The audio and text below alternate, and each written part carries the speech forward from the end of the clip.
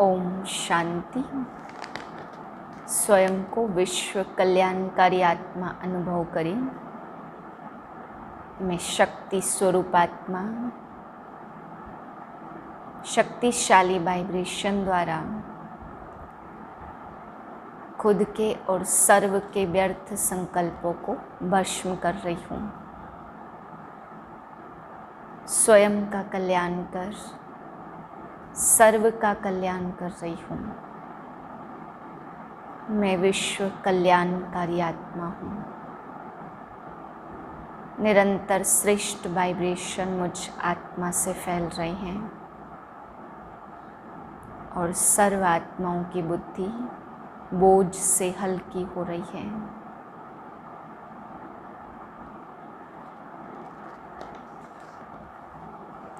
बाईस 6/2021 के महावाक्य हैं।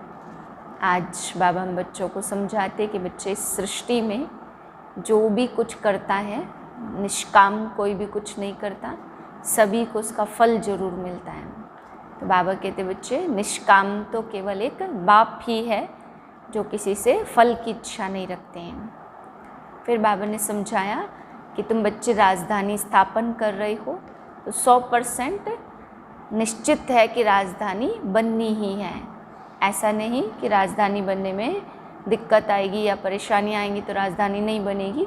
बाबा कहते बच्चे ये तो 100% निश्चित है, कुछ भी हो जाए लेकिन राजधानी तो बननी ही है। फिर बाबा समझा रहे कि तुम ब्रह्मा कुमार कुमारियाँ जब ईश्वरी कॉलेज में जाते हो तो तुमसे पूछते हैं कि तुम कहाँ जाते हो, क्या करने जाते हो। तो बाबा कहते बच्चे तुम्हें कहना है कि बाप हमें विश्व का मालिक बनाते, तो हम विश्व का मालिक बनने के लिए जाते हैं। बाकी बाप विश्व का मालिक नहीं बनता है, अपने बच्चों को बनाता है लेकिन खुद निष्काम रहता है। फिर बाबा ने समझाया कि बच्चे इस दुनिया में तुम्हें मुक्ति, जीवन मुक्ति का रास्ता कोई भी नहीं बता सकता। बाप के सिवाय कोई व्यक्ति यह रास्ता बता नहीं सकता। सद्गति का मार्ग केवल एक बाप ही दे सकते हैं।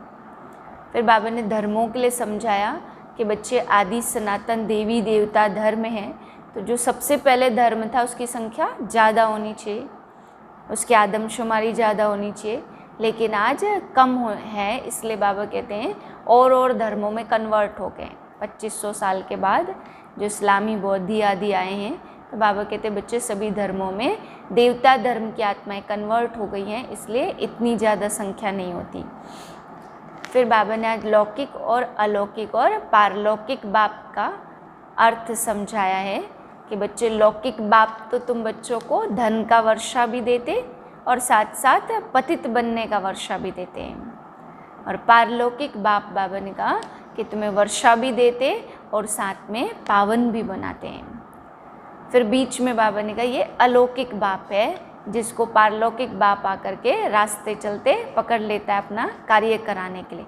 तो बाबा कहते शिव बाबा जो ज्ञान देते तो उसमें अच्छा बनने के लिए जितना भी सहन करना पड़ता है, इस ब्रह्मा को सहन करना पड़ता है।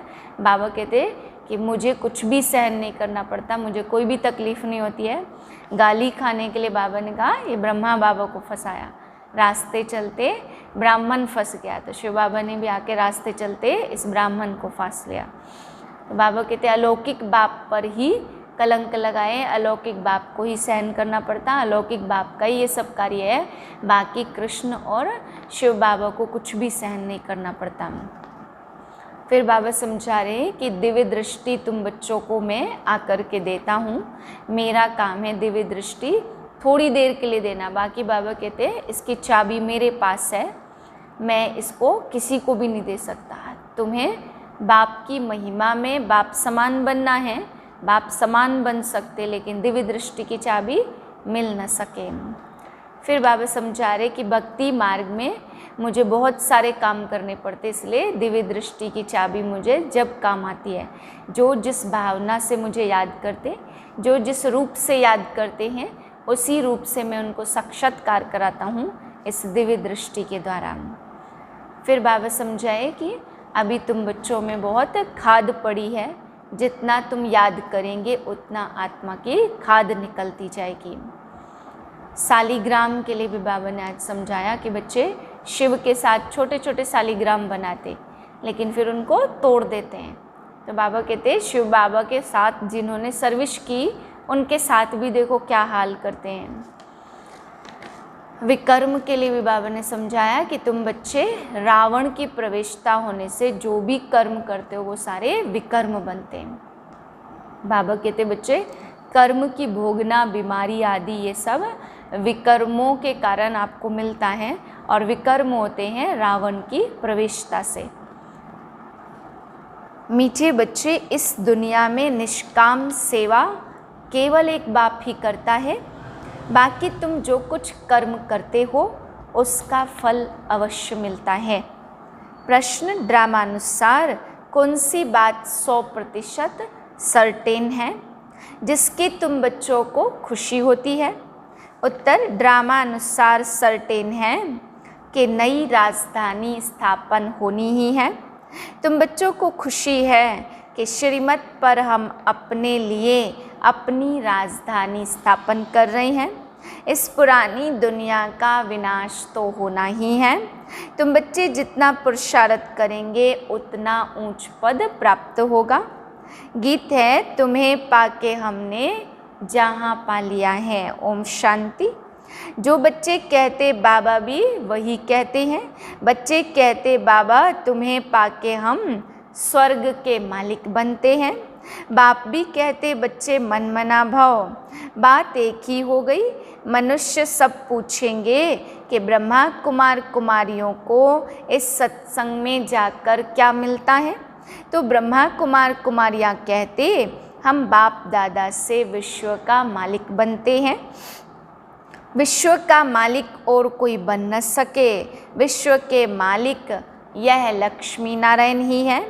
शिव बाबा तो विश्व का मालिक हो नहीं सकता। तुम बच्चे विश्व का मालिक बनते हो। तुम्हारा बाप विश्व का मालिक नहीं बनता। ऐसी निष्काम सेवा करने वाला और कोई होता नहीं है। हर एक को अपनी सेवा का फल जरूर मिलता है। भक्ति मार्ग में व किसी भी प्रकार से जो कोई कुछ भी करते, सोशल वर्कर को भी सेवा का फल जरूर मिलता है।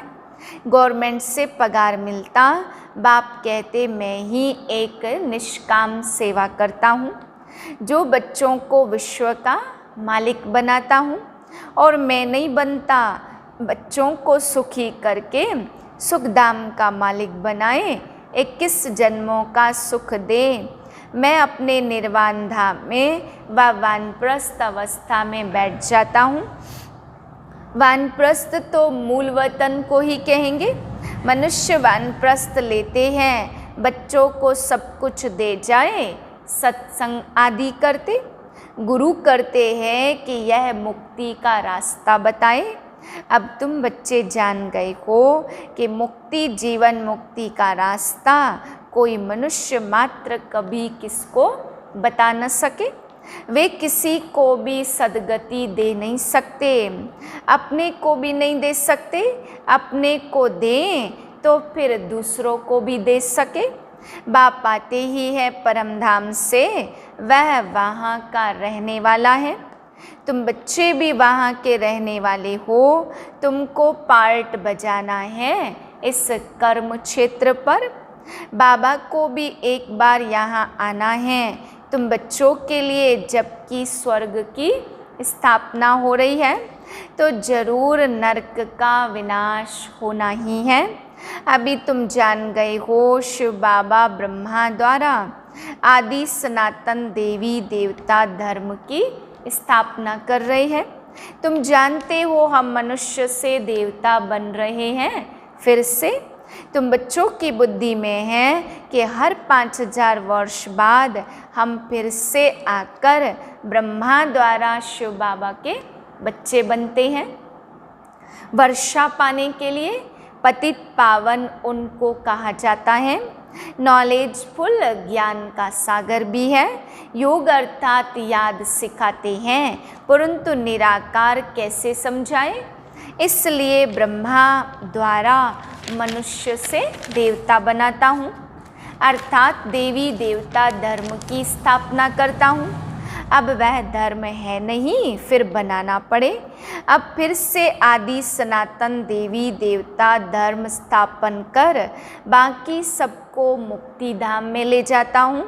भारत प्राचीन खंड है, इसलिए भारत की आदमशुमारी वास्तव में सबसे जाती होनी चाहिए।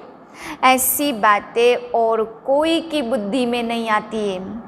आदि सनातन देवता धर्म सबसे जास्ती बड़ा होना चाहिए।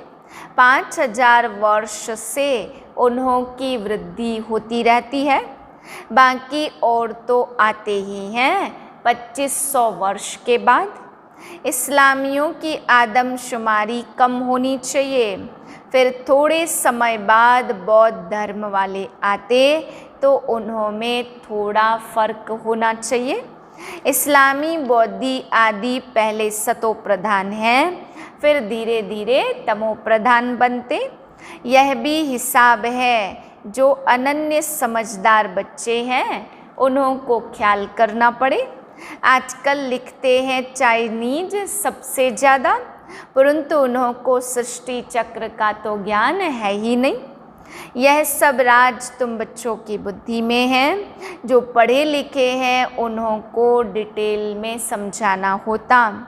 देवी देवता धर्म वालों को 5000 वर्ष हुए, तो इस समय उन्हों की संख्या बहुत होनी चाहिए, परंतु देवता धर्म वाले फिर और धर्मों में कन्वर्ट हो गए हैं। पहले पहले बहुत मुसलमान बन गए, फिर बौद्धि भी बहुत बने हैं। यहाँ भी बौद्धि बहुत हैं, क्रिश्चन तो बेशुमार हैं। देवता धर्म का तो नाम ही नहीं है। अगर हम ब्राह्मण धर्म कहें तो भी हिंदुओं की लाइन में डाल देंगे। अभी तुम जानते देवता धर्म स्थापन हो रहा है हम ब्राह्मणों द्वारा श्रीमत पर। यह भी समझ होनी चाहिए। धर्म गाए तो जाते हैं, यहाँ के मनुष्य अपने को हिंदू की लाइन में ले आते हैं। कहेंगे हिंदू आर्य धर्म है, सबसे पुराना है। जिसको जो आता वह धर्म का नाम रख देते। झाड़ के पिछाड़ी छोटे छोटे पत्ते टाल टालियाँ निकलते हैं, नए का थोड़ा मान होता। अभी तुम बच्चे जानते कि हम बाबा से स्वर्ग का वर्षा ले रहे हैं, तो ऐसे वर्षा देने वाले बाप को कितना याद करना चाहिए। तुम जितना जास्ती याद करेंगे एक तो वर्षा मिलेगा और तुम पावन बनेंगे। लौकिक बाप से तो धन का वर्षा मिलता, साथ साथ फिर पतित बनने का भी वर्षा मिलता। वह लौकिक बाप और वह पारलौकिक, और यह है बीच में अलौकिक बाप। इनको बीच में दोनों तरफ से जोड़ दिया जाता। शिव बाबा को तो कोई तकलीफ नहीं होती है, इनको कितनी गाली खानी पड़ती। वास्तव में कृष्ण को गाली नहीं मिलती, बीच में फंसा है यह। कहते हैं ना रास्ते चलते ब्राह्मण फंसा, गाली खाने के लिए यह फंसा। अलौकिक बाप को ही सहन करना पड़ता, यह किसको पता ही नहीं। शिव बाबा इसमें प्रवेश कर आए पतितों को पावन बनाते। पवित्र बनने पर ही मार खाते हैं। बाप कहते मैं आया हूँ सबको वापस ले जाने। तुम जानते हो मौत सामने खड़ा है, विनाश तो जरूर चाहिए। विनाश बिगर सुख शांति कैसे हो। जब कोई लड़ाई आदि लगती तो मनुष्य यज्ञ रचते कि लड़ाई बंद हो जाए। तुम ब्राह्मण कुलभूषण जानते हो विनाश तो जरूर होगा, नहीं तो स्वर्ग के गेट्स कैसे खुलेंगे। सब स्वर्ग में तो नहीं आएंगे, जो पुरुषार्थ करेंगे वही चलेंगे, बाकी तो जाएंगे मुक्ति धाम में। यह किसको भी पता न होने के कारण कितना डरते हैं। शांति के लिए कितना धक्का खाते, कॉन्फ्रेंस करते रहते। सिर्फ तुम ब्राह्मण ही जानते हो सुख धाम शांति धाम की स्थापना हो रही है। विनाश के सिवाय स्थापना हो न सके। तुम अभी त्रिकालदर्शी बने हो, तीसरा नेत्र ज्ञान का मिला है। वह तो कहते रहते पीस कैसे हो, अर्थात कोई भी लड़े नहीं, सभी कहते वननेस हो। एक ही बाप की मत ले कि हम सब बाप के बच्चे भाई भाई हैं, तो वननेस हो जाएगी। एक बाप के बच्चे तो आपस में लड़ना नहीं चाहिए। यह भी तो सतयुग में ही था, वहाँ कोई आपस में लड़ते नहीं हैं। यह तो सतयुग की बात हो गई, यहाँ तो है कलयुग। बरोबर सतयुग देवता थे, बाकी सब आत्माएं कहाँ थी पता नहीं पड़ता। तुम अब समझते हो, एक राज्य सिर्फ सतयुग में ही था, वहाँ सुख शांति सब था। यह सब बातें तुम्हारी बुद्धि में हैं, नंबरवार पुरुषार्थ अनुसार। समझते हैं बरोबर हम सतयुग में राज्य करते थे, बहुत सुख था, अद्वैत धर्म था। यह ज्ञान किसको है नहीं। तो इस समय तुम नॉलेजफुल बनते हो, बाप तुमको आप समान बनाते, तो बाप की महिमा वही तुमको बनना है। सिर्फ दिव्य दृष्टि की चाबी बाप के पास रहती है। तो बाप ने बताया, भक्ति मार्ग में मुझे काम करना पड़ता। जो जिसकी पूजा करते, मैं उनकी मनोकामना पूरी करता हूँ। यहाँ भी दिव्य दृष्टि का पाठ चलता है। कहते हैं ना, अर्जुन ने विनाश का साक्षात्कार किया। विनाश भी जरूर होना है, विष्णुपुरी भी जरूर स्थापन होनी है। बाप ने जैसे कल्प पहले समझाया था, वैसे बैठकर समझाते हैं। बुद्धि से समझ सकते, मूसलधार बरसात भी होनी है। इन सब का विनाश हो जाए, तब सतयुग की स्थापना हो। 5 तत्वों की खाद भी धरनी को मिल जाए। भक्ति मार्ग में रुद्र यज्ञ रचते, शिव बाबा के साथ जिन्होंने सर्विस की, उन्हों को भी यह हाल करते हैं। रावण की देखो एफिजी हर वर्ष जलाते हैं। दुश्मन की तो 2 बार एफिजी जलाते।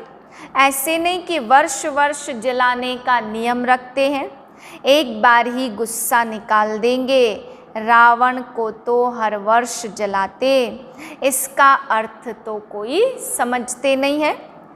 फिर कहते रावण ने सीता को चुराया, कुछ भी अर्थ नहीं समझते। फॉरेनर्स क्या समझेंगे, कुछ भी नहीं। दिन प्रतिदिन रावण को बड़ा बनाते जाते, क्योंकि रावण है बहुत दुख देने वाला। अभी तुम इस पर जीत पाते हो, सतयुग में होगा ही नहीं। यह जो कर्म की भोगना, बीमारी आदि होती, यह है रावण के कारण। रावण की प्रवेशता होने के कारण मनुष्य जो भी कर्म करते, वह विकर्म हो जाते। सुख दुख का खेल बना हुआ है। इस हिस्ट्री ज्योग्राफी का किसको भी पता नहीं है। लक्ष्मी नारायण को यह राज्य कैसे मिला, किसको भी पता नहीं। तुम छोटे छोटे बच्चे समझाते हो, यह लक्ष्मी नारायण सतयुग में राज्य करते थे। संगम पर यह राजयोग सीख यह पद पाया। बिड़ला को भी छोटी छोटी बच्चियां जाकर समझाए कि इन्होंने यह राज्य कैसे पाया। अभी तो कलयुग है, इसको सतयुग नहीं कहते। राजाई तो अभी है नहीं, राजाओं का ताज ही उड़ा दिया। धर्म शास्त्र सिर्फ 4 हैं। गीता धर्म शास्त्र है, जिससे 3 धर्म अभी स्थापन होते, ना कि सतयुग में। ऐसे नहीं कि लक्ष्मी नारायण ने व राम ने कोई धर्म स्थापन किया। अभी धर्म स्थापन कर रहे हैं। फिर इस्लामी, बौद्धि और क्रिश्चियन का एक ही धर्म शास्त्र है, बाइबल बस। फिर पीछे वृद्धि होती जाती। तुम बच्चों को 100% सर्टेन है कि फिर से हम अपना राज्य भाग्य स्थापन कर रहे हैं। इसमें लड़ाई आदि की कोई बात नहीं है। राजधानी स्थापन हो रही है, यह सर्टेन है, एज सर्टेन एज डेथ।